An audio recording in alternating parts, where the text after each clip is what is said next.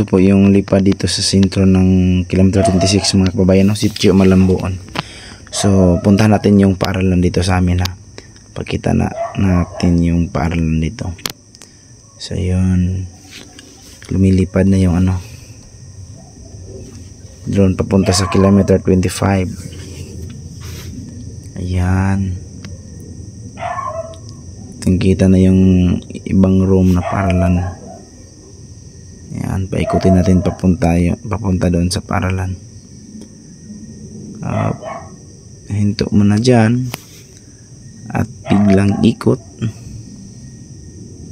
Ayan, ikot konti.